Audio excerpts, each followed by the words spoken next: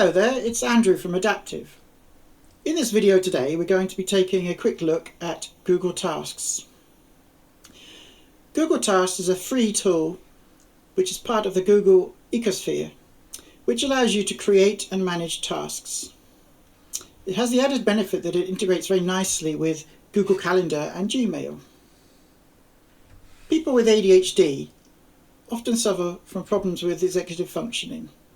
One of the manifestations of this is that they find it very difficult to complete tasks. They might procrastinate about the task and never start it, or they might start it and never finish it.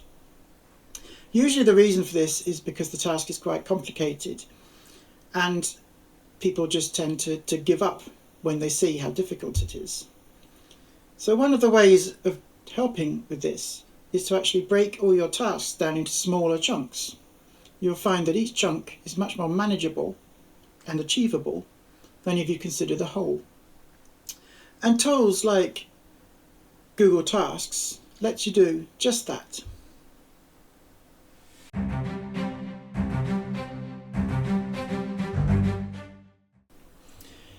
So without any further ado, let's get going. What you're looking at here is a Google Calendar screen, which hasn't got a lot in it other than Guy Fawkes Day and Halloween, which are preset dates which Google provides. Now this is running on a PC in a web browser, and the way to access Google Tasks on a web browser is to click on this button here, which is a circle with a tick, and it says switch to tasks. To access Google Tasks on an Android or an iPhone, there is an app to download from the store if it's not already installed. Once you're in the app, the same functions really apply.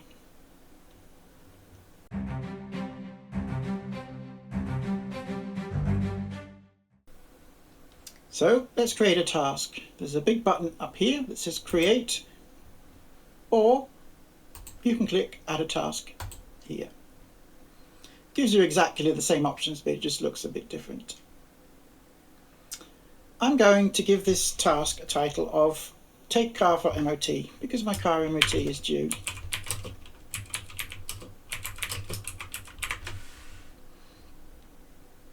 In the details section below you can type as much text as you like about the task. So car MOT is due.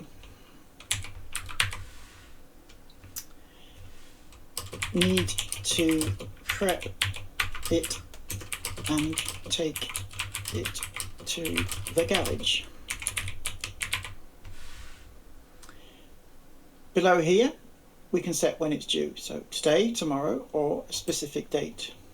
So let's imagine our MOT is due on the 22nd, which is a Friday.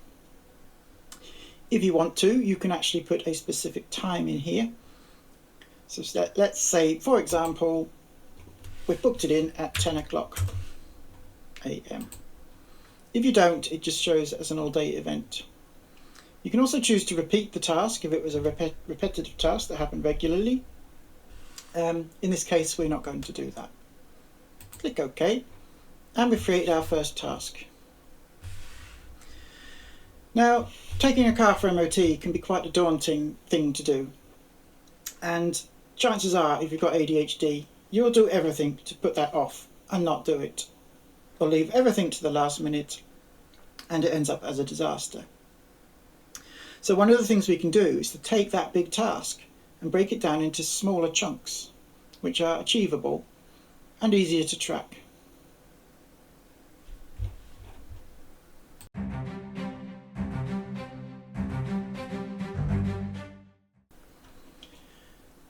So Google Tasks actually lets you create subtasks, which is a very handy way of breaking a big task down into small component parts.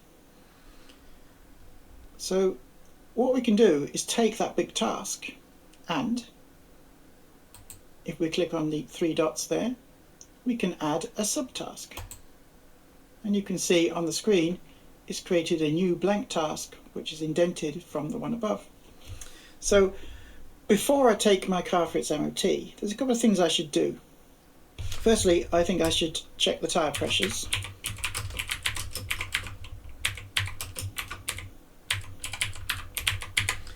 because if you have flat tyres it will fail the MOT.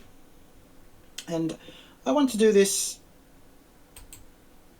a little bit in advance.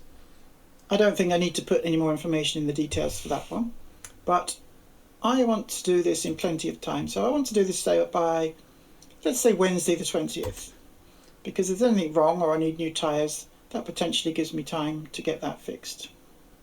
Again, no set time for this one. What else would might I need to do? Well, I can add another subtask. So the other thing I might want to do is check the washer fluid.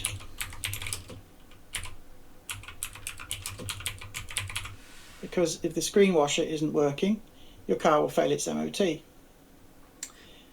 So in this one I'm just going to put check level of washer fluid and top up if needed. So a little bit of extra information.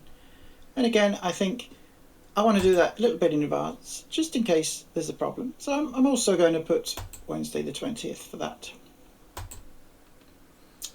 Okay. So now we have a task, which is take the car for its MOT, and subtasks, which are check the fluid level and check the tyre pressures.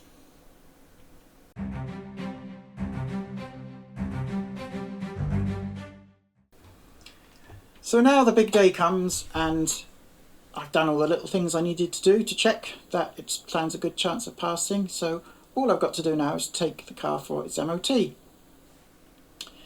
I know it's due at 10 o'clock because I put it in the task. And what I will have had in the morning on Friday is an email and a push notification that says take the car for its MOT. So I take it along, happy days, it passes. So I would tick that, and now I've completed that task. It's quite a good feeling to see things ticked off in your task list.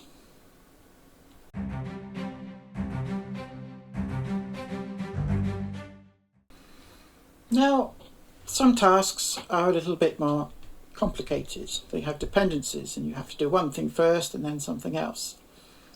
So I'm just going to show you another task which we can use as a good example.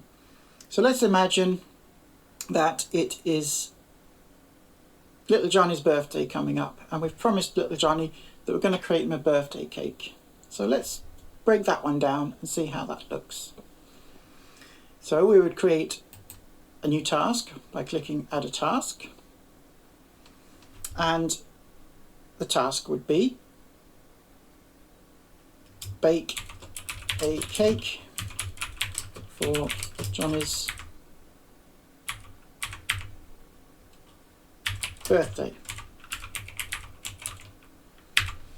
Okay, and when is it due? Well, we're having a birthday party for him on, let's say we're going to have it on the 23rd. Okay, now this is quite a in-depth task because there are lots of things we have to do before we do that. So first of all, we're going to have to find out what sort of cake he wants. So we're going to have to ask Johnny what sort of cake he wants for his birthday.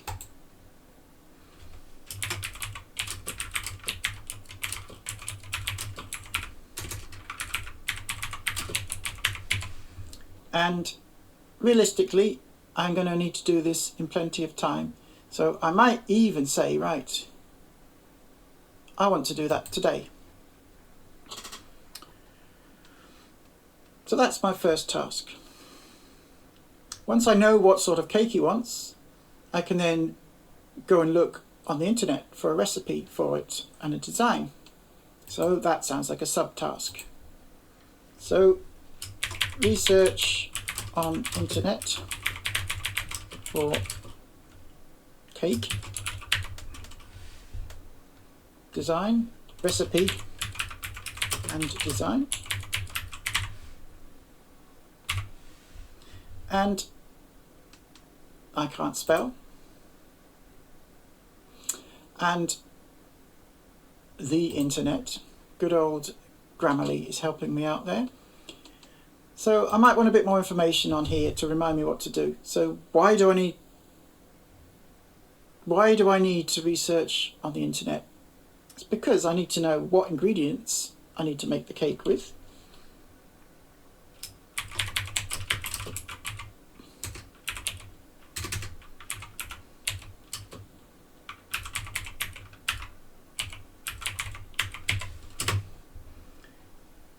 I need to know ingredients and a design for the icing. Okay, so write a shopping list.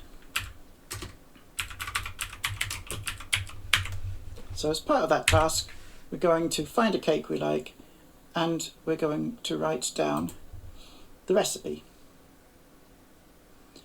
So now we need to think about when we want to do this. So we need to bake the cake for the 23rd. Today we're going to find out what cake he wants. So tomorrow I think I'm going to research on the internet for the cake. So the next thing we would have to do after that, once we've got our shopping list, is another subtask, which would be buy the ingredients.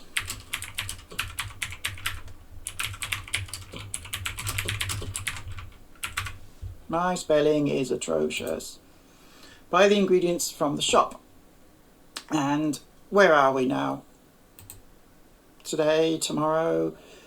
Well, his birthday's on Saturday the 23rd, so I think I want to be ready to make the cake that week. So I'll say we'll do that on the 16th, Saturday.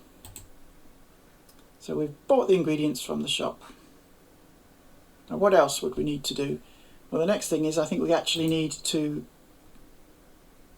bake the cake.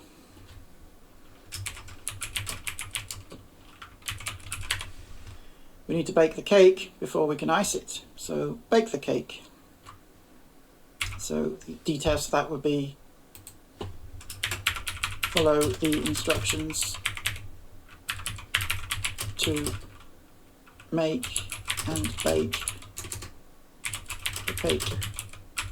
You can probably see that we could break this down even further to mix up the recipe and then bake the cake, but for speed I'm just going to do that one. And I think we'll do that on the Monday. Then the next thing we might have to do is to do the icing, which hopefully we can do because we're skilled at icing. So another subtask would be ice the cake. And really, if we're baking the cake on the Monday, we could probably do the icing on the Tuesday or even the Wednesday, because we need to let the cake cool.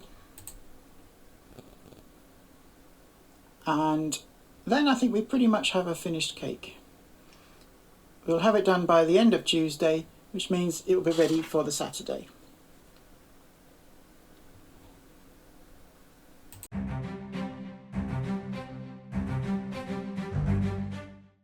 So I'm looking at this list here.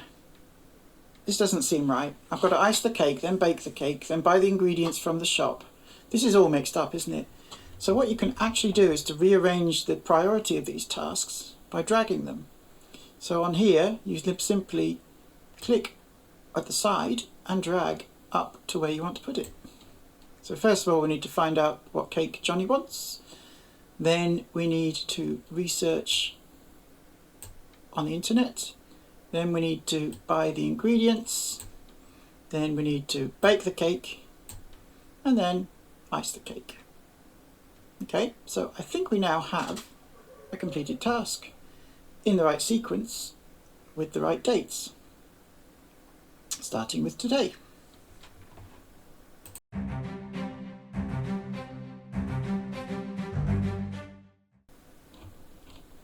Now we know that we can complete these by ticking on the box when they're done, and they will go down to the completed section. So look, let's say I've already found out what cake Johnny wants. So that's down here, and up the top we've still got the remaining tasks. But here's the really neat thing. Because it's integrated with Google Calendar, I can also go to Calendar, and you'll see that you actually have a number of default calendars here. So the first one there is my personal calendar. I have birthdays, but I also have tasks. So you can actually superimpose on top of your calendar your task list. Now these appear in blue and they have a little tick and a circle next to them, so you can tell that they're tasks. So now you can see exactly how busy you are each day and what you need to be doing at a glance. You can also see that the tasks that are completed have been ticked off and have gone light blue. So this is a very good way of seeing on a weekly basis or a monthly basis what you've got to do. So you can change that to week. So let's go to the week of the 20th. Nothing that week. Previous week I have all these things. Luckily it's a bank holiday on the Monday the 18th, so I can bake my cake.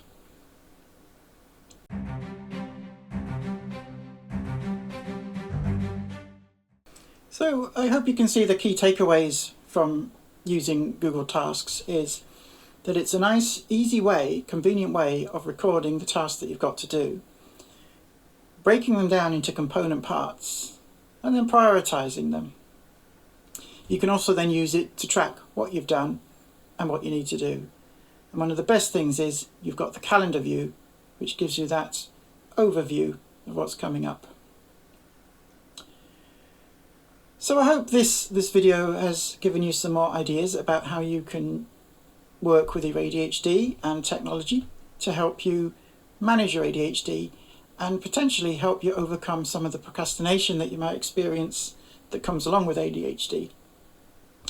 There are other tools available that will do the same thing, but sometimes it's quite nice to have something which is integrated with what you already used. For example, there's a tasks in the Outlook ecosystem and there's a tasks in the Apple ecosystem. So use whichever one suits you. Anyway, that's it for now. I hope you found this video useful. If you have, please subscribe and hit the notifications button. I'll be releasing more of these as we go along, so please let me know in the comments what it is you would like to see. So it just leaves me to say thank you very much for watching, and I hope to see you next time.